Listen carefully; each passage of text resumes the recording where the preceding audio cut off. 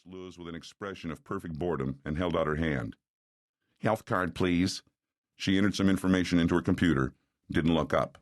$10, she said. After she'd taken it and put it in a drawer, the woman continued. "Your son's primary care doctor is Dr. Whitson, but he's unavailable today. Do you have another preference?" Luz wanted to ask why Dr. Whitson was unavailable, but knew that there would be no point in complaining. If Dr. Whitson wasn't here, he wasn't here. Asking about him wouldn't bring him back. "No." She smiled, trying to establish some connection. "Sooner would be better, though." The woman consulted her computer screen, punched a few more keys. "Dr. Jadra can see Ramiro in 25 minutes. Just have a seat and we'll call you." The words just popped out. "But there are no seats." The woman flicked a look to the waiting room over Luz's shoulder. "One'll turn up any second." She looked over his shoulder. "Next." While Ramiro dozed fitfully, Luz picked up a copy of the latest edition of San Francisco Magazine.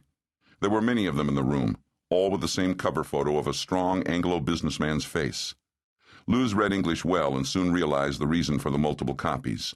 The story was about the director of Parnassus Health, her insurance company. The man's name was Tim Markham. He had a pretty wife, 3 nice-looking children, and a dog.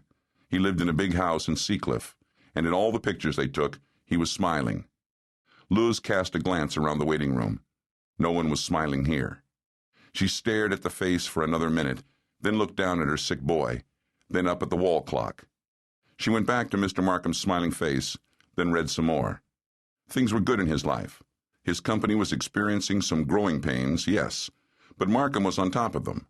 And in the meantime, his patients continued to receive excellent medical care, and that was the most important thing. That was what he really cared about. It was his lifelong passion. Finally, a nurse called Ramiro's name. Luz folded the magazine over and put it in her purse. Then they walked down a long hallway to a tiny windowless room with a paper-covered examining table, a sink and counter, a small bookcase and shelves. Posters of California mountain and beach scenes, perhaps once vibrantly colored, now hung faded and peeling from the walls. Ramiro laid himself down on the table and told his mom he was cold, so she covered him with her coat. Luz sat in an orange plastic molded chair, took out her magazine, and waited again. At 12:22, Jadra knocked once on the door, then opened it and came in. Small and precise, completely bald, the doctor introduced himself as he perused the chart. "Busy day today," he said by way of apology. "I hope you haven't had to wait too long." Luz put on a pleasant expression.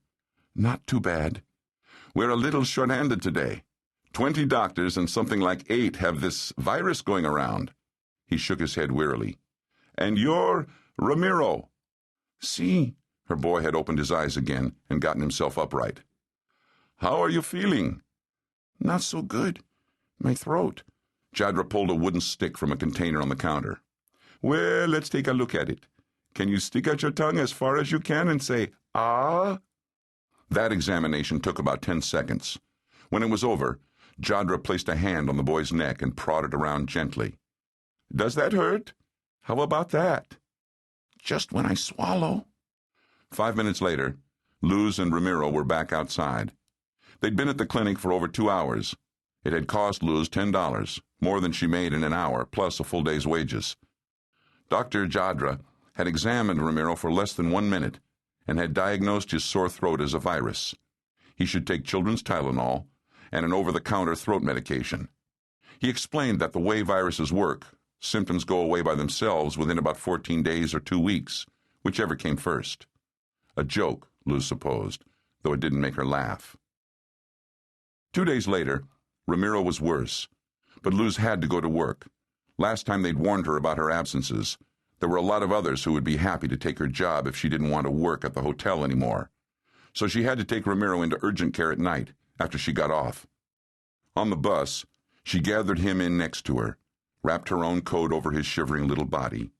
He curled up and immediately fell asleep. His breathing sounded like someone crinkling a paper bag inside his lungs.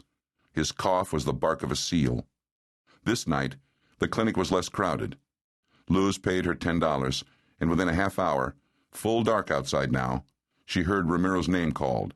She woke her boy and followed a stout man back into another tiny office, similar to Dr. Jadra's, except there was no art.